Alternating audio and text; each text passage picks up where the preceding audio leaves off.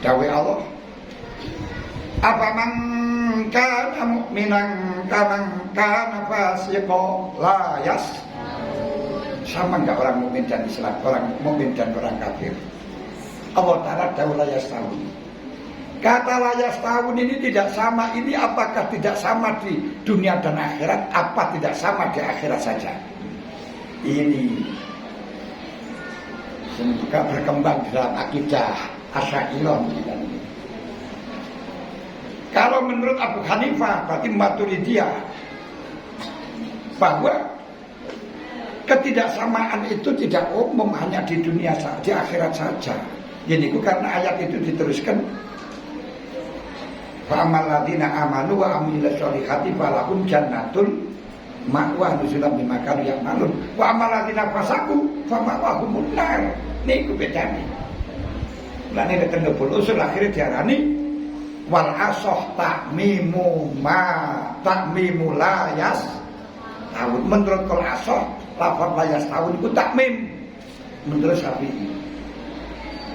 Mukal bil asah tidak apa tahu wal asah takmim berarti dunia dan akhirat tidak sama. Berarti akhirnya wong di dunia harus bayar pajak, harus dia itu menurut orang Imam Syafi'i. Dan menurut Imam Hanafi tidak. Kanjeng Nabi di Medina tidak narik pajak sudah.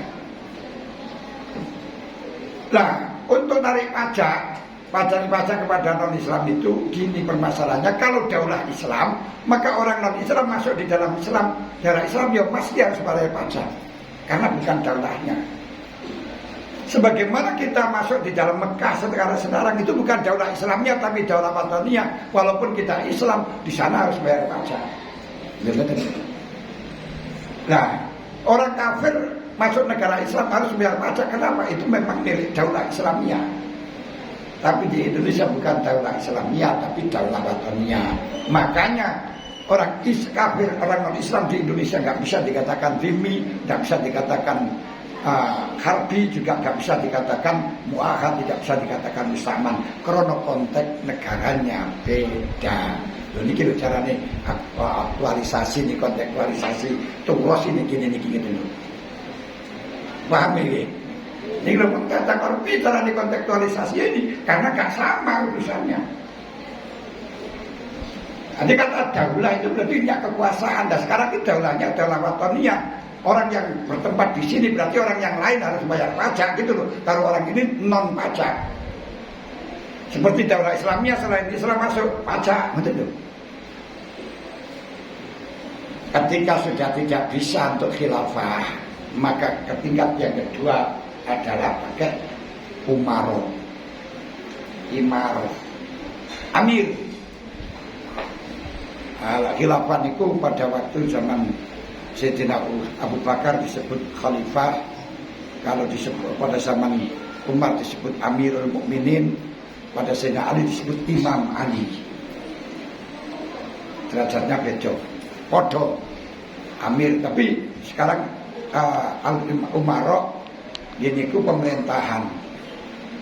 Pemerintahan di situ punya hak, bisa melihat ini punya hak otoriter terhadap rakyat secara keseluruhan, baik itu pejabat, bakul tomat, rakyat, DRS, bakul kates, presiden, sinden, bapak jamin podo di hadapannya. Tapi hanya sebatas lahir. Nah ini hanya sebatas lahir saja urusan pemerintah. Maka pemerintah tidak boleh ngurusi urusan batin. Makanya kalau di dalam kitab misalnya ketika orang-orang akan keluar sholat id diperintahkan sedekah, ketika imam wajibkan sedekah maka wajib sedekah. Itu tidak ada dasarnya. Gak boleh imam ikut campur di dalam masalah urusan batin. Ini saya mantul urusan batin. Jadi kita ini kan wajib ya. Kalau diperintahkan poso wajib pos. Nah ini jalannya di mana? Gak kewajiban poso itu urusan batin. Pemerintah hanya berkuasa urusan lahir. Makanya pemerintah tidak berhak mengatakan ini aliran sesat atau tidak. Karena itu Gus Dur niku menggugat ketika ada surat keputusan 3 menteri tentang kesesatan Ahmadiyah. Gak boleh, gak sah. Mau Gus Dur berbelok. Loh, bukan berarti Ahmadiyah salah benar, enggak. Tapi mekanisme yang semacam itu pemerintah ikut campur di dalam masalah urusan agama itu gak sah. Gak boleh mengatur. Paham ya? Ini penting. Nah, yang boleh diatur oleh pemerintah di dalam urusan yang sosial yang nanti terjadi konflik atau faslul khusuma. Faslul khusuma itu adalah untuk menghentikan persengketaan. Nikah ini karena urusan sosial, maka urusan pemerintah. Dan urusan pemerintah di dalam hal ini bukan sah dan tidaknya, tercatat dan tidaknya. Nah, makanya di sini urusan agama bukan urusan pemerintah, karena urusan agama itu urusanmu bukan urusan pemerintah. Kalau di situ pemerintah mengatakan tidak, tapi agama iya, tetap kamu harus dalam logiknya ya iya tidak, tapi batinnya kudu iya. Contoh seperti orang yang menolak, sudah ditolak oleh suami, tapi tidak ada bukti, tidak apa di dalam pemerintahan, akhirnya hukumi tidak tertolak karena nggak bisa dibuktikan di sana. Dan kalau kamu kalau ini bagaimana? Kalau kamu menurut kamu Islam sudah menolak gak sah, ya jangan mau karena sudah ditolak.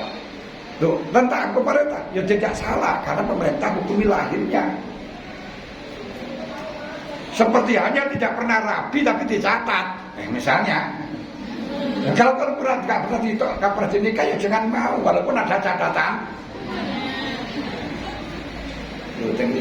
Tapi urusan lahir nggak kalah. Makanya ketika Sayyidina Ali geger dengan orang Yahudi, Sayyidina Ali disuruh sumpah gak mau. Akhirnya dengan Rasulullah yang dimenangkan Yahudi. Padahal Rasulullah tahu yang benar Ali. Maka Ali diperintahkan untuk mengambil, tapi tidak jalan hukum. Ini urusan di dalam pemerintahan. Makanya kalau di dalam kitab-kitab kalian kita ingat bahwa tolak itu hanya suami, iya kan? Gak bisa sekali istri tolak. Tapi di Indonesia ketika istri mengajukan cerai dengan alasan-alasan, kemudian suami gak dipanggil 2 kali gak datang, 1 tolak. Bahkan ketika datang berkali-kali kemudian dipertimbangkan, boleh dia 1 tolak. Ketika jatuh bagaimana? Ini padahal suami gak menolak sama sekali, tetap sah zahiran wa batinan karena keputusan pemerintah mengikat.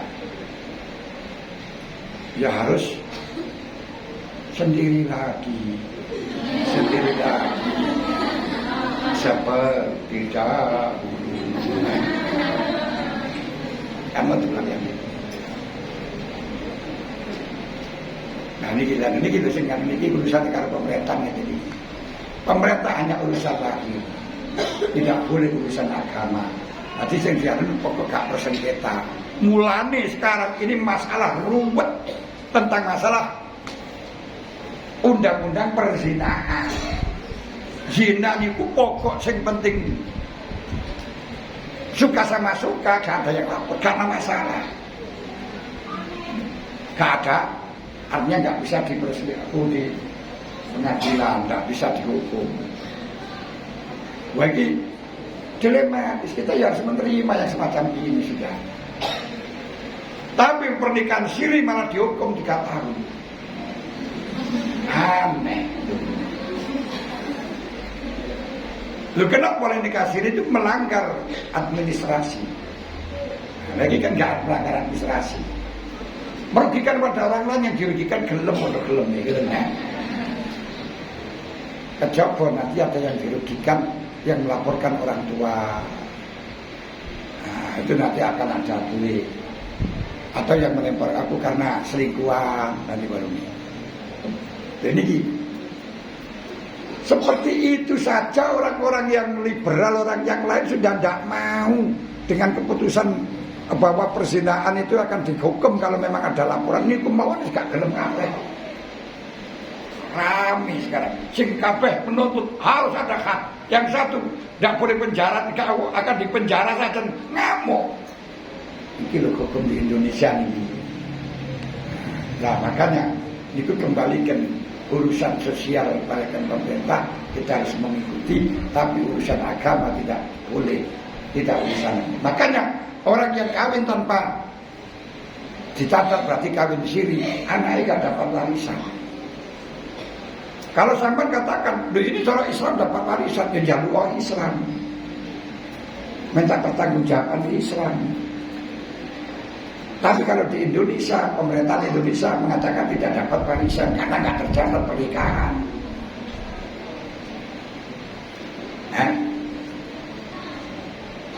Penganai menteri, mentopon, kemauan nuntut ke pengadilan sampai MK, gak lulus, gak dapat. Walaupun ada saksi di anaknya, iya, tapi kayaknya surat nikahi, gak ada SIM-nya. Lho sing syariat, lha kono nuntut tentang syariat, ngono lho. Lah sing nikahno kae biyen yo nuntut sing nikahno ngono ae wis.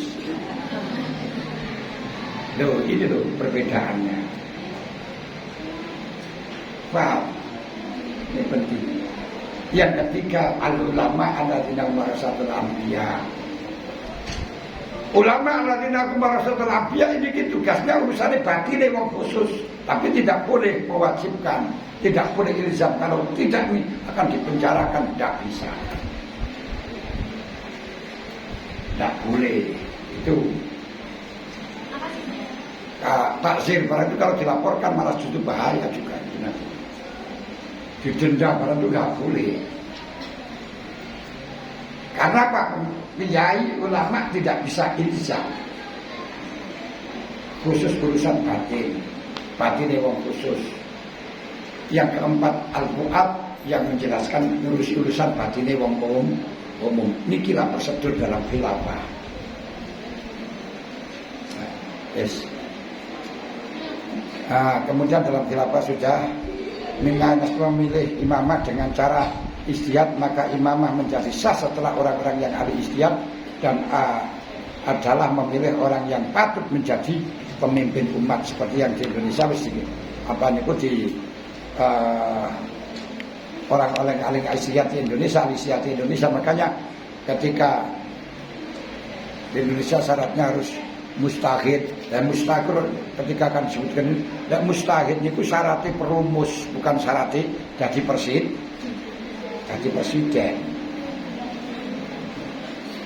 Nah, terus orang-orang kafir setelah lahirnya daulah Islamiyah itu sudah ada pemerintahan sudah jadi kayak macam itu. Kemudian loh, ini kok balik ini kan ini nomor 20 itu sama 26 sama dengan tadi itu 20 tadi ya. Pak Krosna Mangkanan itu 25 sama dengan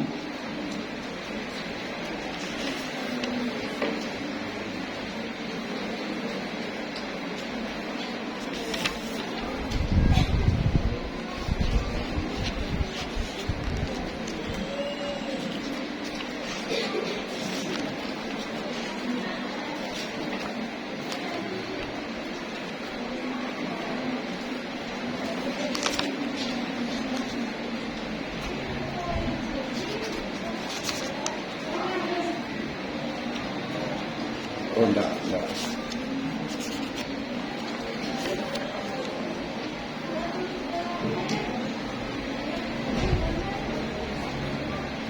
Adalah sama itu ya Usman itu. Sekarang saja. Nah, niki aqaid saged.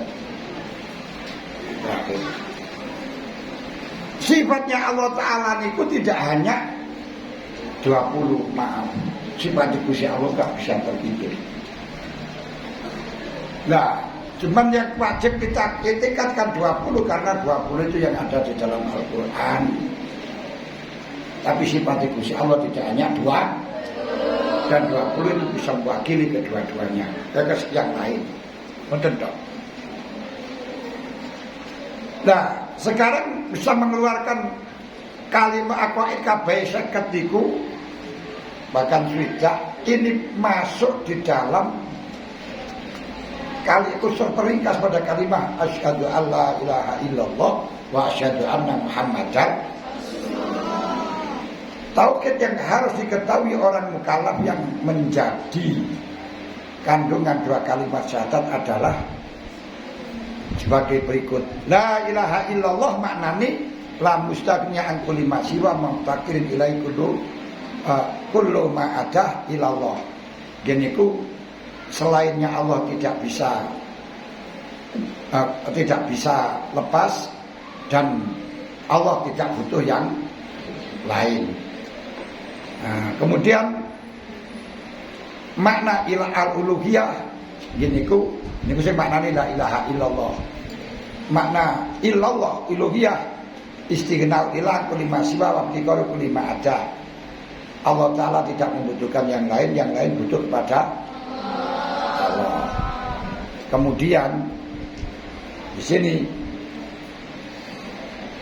artinya Allah tidak membutuhkan pada yang selainnya dan selainnya Allah selalu membutuhkan kepadanya.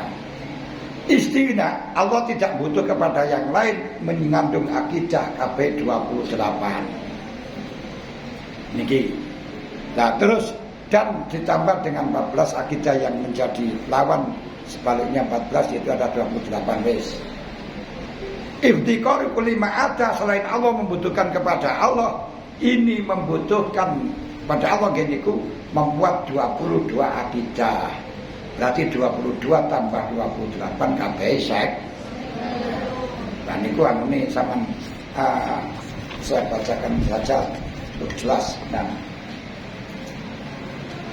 kemudian Muhammad Rasulullah. Nah niki wis ana sing kula ada kalau di dalam yang 28 ditambahi tanazzahu anil gharad fi af'ali wa kami Allah tidak punya tujuan di dalam menjadikan segala sesuatu dan hukumnya. Tanazzahu an wujubi syai'in alaihi bilantarkan Allah tidak pernah diwajibkan apapun. Tanazzahu an kulli syai'in mungkinat Allah tidak butuh pada perkara yang mungkin. Ini yu'asir bi kuwatin Allah mewujudkan perkara mungkin tidak butuh sarana. Mulane enggak butuh rabu, enggak butuh apa. Idza aradallahu syai'an yakula lahu kun fayakun. Ala taksira li syai'in al kainat fi asari ma yadba'u. Semua suatu kainat tidak akan ada pengaruh ka iso apa-apa belas. Sing pinter sing alim enggak akan pernah bisa pengaruh sama sekali. Wes. Akidah-akidah tersebut. Kemudian ini sesuatu yang berarti dan sifat sebaliknya berarti jumlahnya ada 22 akidah yakni mautun dan seterusnya. Lalu Muhammad Rasulullah membuat akidah 12 kan? Akidah 12 berarti KB 50 dengan 12 62. Lalu tingkatannya iman niki omong inaman pertama iman bil qadri makrifat, iman bil dalil, iman bil iyan, iman bil haq, iman bil haqiqah. Kok niki iman bil taklid pertama niku bil dalil bil qadri. Satu iman bil taklid. Iman apa jari. Nah, ya sih iman taklid itu melok-melok. Kedua iman dengan dalil. Terus tiga dengan iyan nyoto. Keempat iman bil haq. Kelima iman bil haqiqah. Sebagaimana yang tingkatan haqiqah yang di atas tadi. Para hadirin hadirat yang kami hormati, ini waktunya hampir habis.